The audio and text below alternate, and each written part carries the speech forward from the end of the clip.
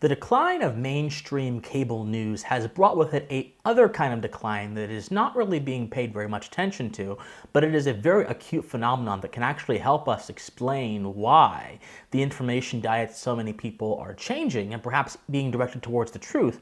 And that is the decline of what I call the prime time propagandist, this figure that sits upon the sort of mainstream source or whatever particular source that is dominant and that is corporate and that is most importantly well appraised in the public consciousness and tells you basically the news from a very narrow perspective.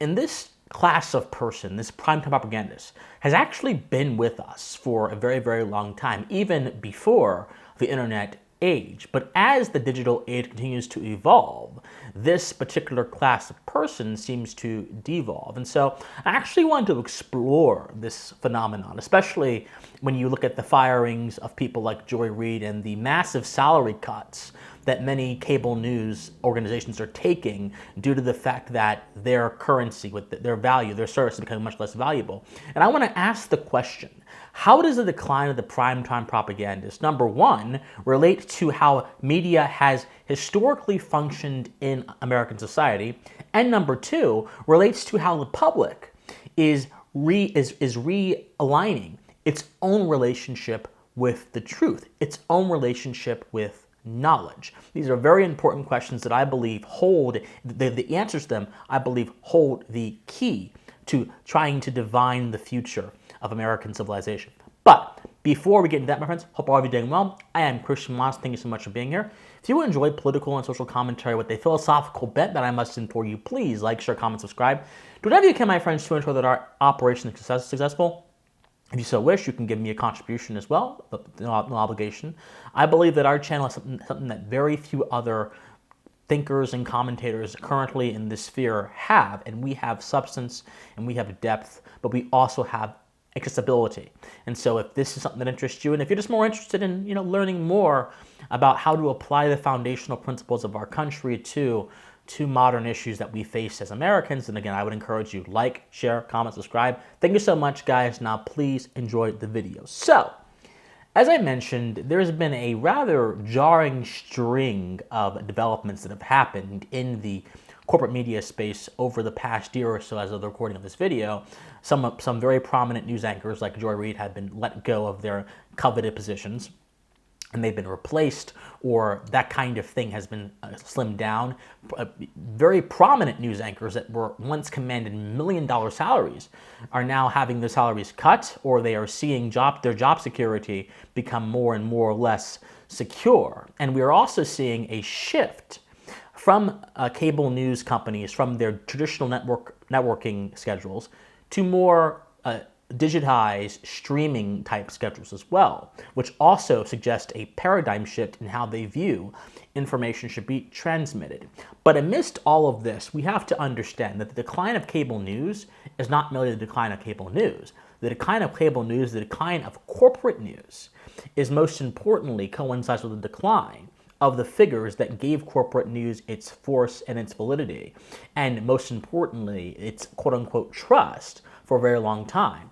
And that is the primetime personality, or I like to call them the primetime propagandist. Now, many people, especially those of you who are more conscientious and thoughtful, may say, Christian, aren't you being quite charged by calling news anchors or major personalities propagandists? What makes you so different from them, Christian? Well, I thank you for asking, dear viewer, and I think that the reason I'm calling them propagandists is because the structure of how corporate news worked primed itself more to propaganda, more to sophistry, than it actually did to the genuine and substantive pursuit of truth.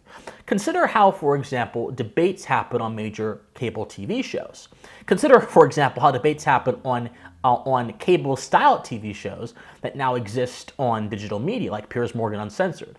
Consider how you will have this 5-minute segment in cases of more traditional media shows where these two people will come on and this anchor will mediate the conversation, not as an impartial observer oftentimes, but as someone injecting the views of the network or the sense of the network into the conversation, disadvantaging one side of the debate to the other side of the debate. And this is yet accepted as common and good, and also accepted as the way to conduct discourse in the modern times. And this is changing. With the decline of cable media is coming the rise of long-form media, which is a wonderful development for the human mind. But for a very long time, in terms of this conversation, this is how things have been conducted.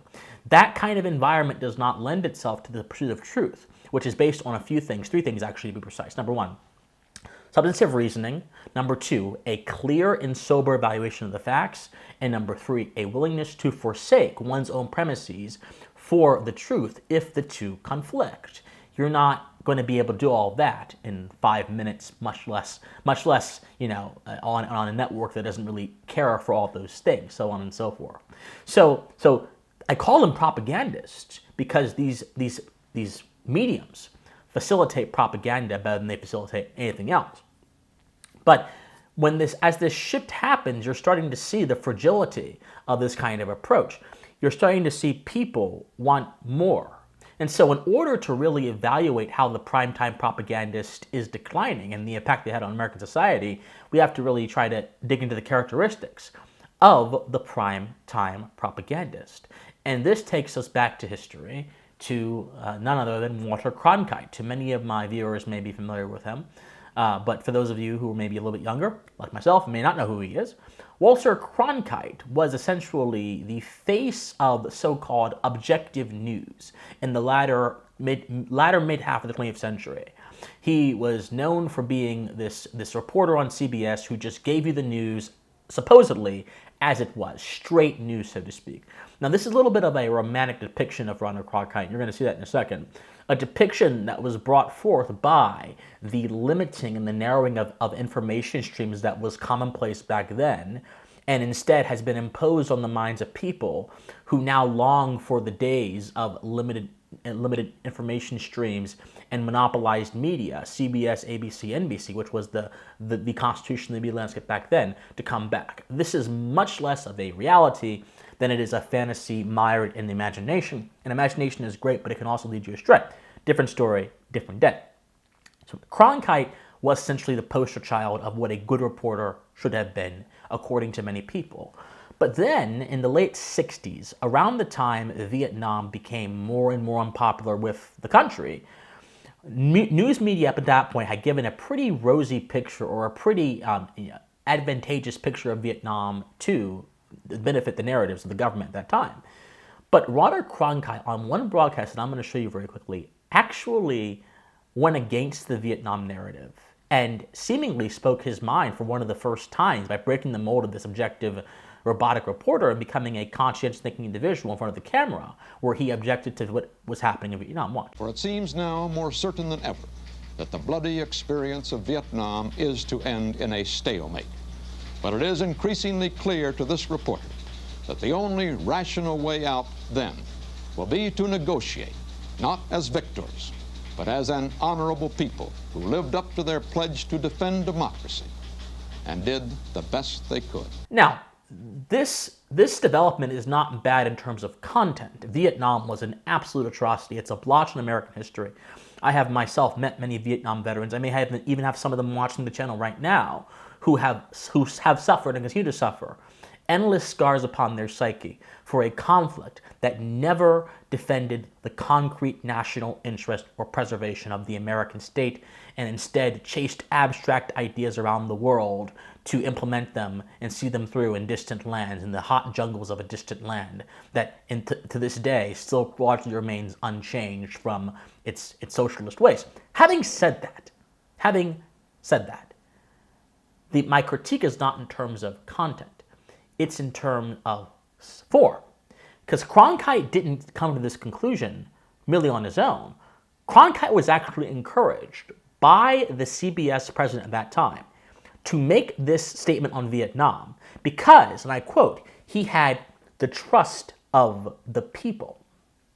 So regardless of whether Cronkite was right or not, that's not what's important. What's important is his status as a primetime personality, or in this case, a primetime propagandist, actually allowed him to sway the minds of millions who may not have been swayed previously, or who may simply believe what he's saying because they trust him.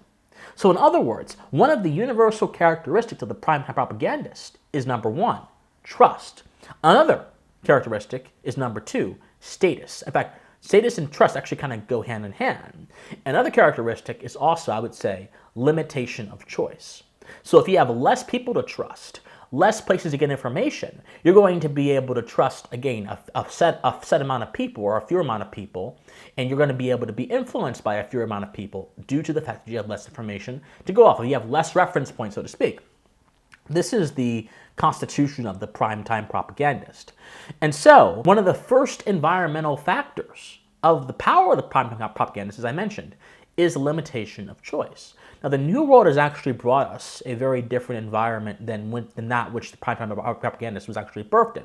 The New World has brought us an explosion of digital media, an explosion of independent reporters, and an explosion of sources that are not centralized, which has then, of course, brought us many more personalities. So the natural question should be this, my friends. With the decline of such a narrow set of people and a decline of a reliance upon trust to assess the validity of information or the correctness of a position, is the public improving its standing in terms of its relationship with information? Is it becoming more epistemologically savvy?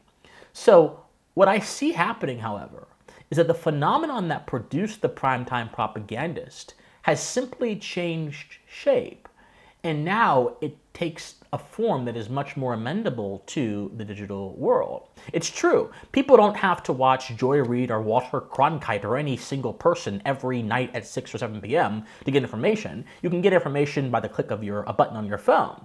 However, people tend to sort out the kinds of information they want to due to their biases, and then also due to the people that they seem to like. Personality, just like it did in the days of the primetime propagandists and the old world media, seems to reign more as a factor in how people consume information more than the pursuit of truth does. That is because some of the baseline characteristics of the old world information diet are still present.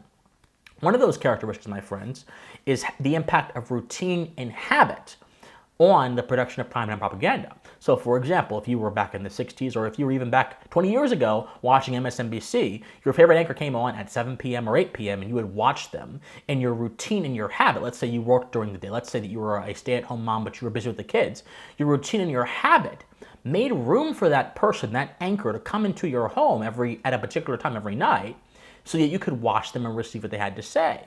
Well, these days, there are certain live shows, certain live podcasts that are on, and you can click on a notification on your phone, and you can watch that every single night as well, or you can even watch it on demand. So routine and habit are still dominant factors in how we choose what kind of information to consume. Status and legitimacy. So, of course, you have the status itself is less powerful because there is more amount of people involved in the information diet, but follower count has become the new substitute for institutional affiliation. It used to be, oh, you're affiliated with CNN or CBS, therefore you have something to say. You must be a valuable and a good journalist. Now it is, you have 1 million followers, you must have something to say. Again, it's changed faces. Information streams. The amount of information that we get today is wider, and it's more various, and it's more multivariate. That's 100% true. We have a larger amount of information accessible to us today than we did before.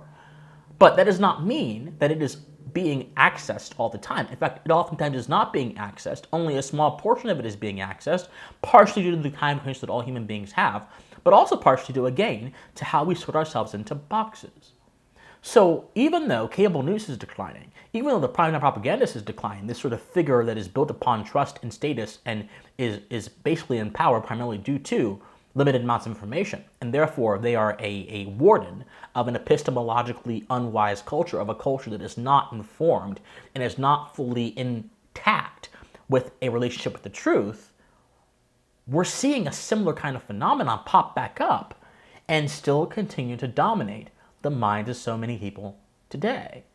So the question then becomes, if the public's relationship with knowledge is not getting better, if we are, for example, beginning to reject people that seem to know something or seem to have an expertise in something, primarily because we have a problem with experts, because by the way, I've been very critical on this channel about the impacts in expert has if their beliefs and their viewpoints are taken 100% to be true with no critical evaluation whatsoever. That's a bad thing. That's one of the many evils that progressivism has produced for American political order. But when we continue to have this knee-jerk reaction to people that genuinely do know something, and may have a substantive opinion, and we prefer our favorite podcaster or our favorite personality over someone who may have an informed opinion, then this again puts us in a place where we are restricting our ability to entertain the truth.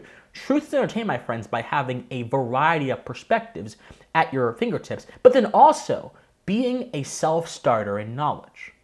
The reason the primetime propagandist was so powerful, the reason someone like Walter Cronkite could, at the flip of a switch, at the utterance of a few words, influence millions of minds to do what they wanted him to do, the reason the government could work with the media back during the Iraq War and influence millions of minds to be supportive of what was ultimately, as we know now, a horrifically executed and an unjust, morally unjust war effort, is because people did not have the discernment themselves to be self-starters in knowledge, to engage with information on their own terms. It's always about delegation and allocation. So, if we want the decline of the mainstream media, the decline of the corporate media to actually mean something, we have to actually engage with that which was bound up in those towers, bound up in those newsrooms from us so long, and that is valuable information.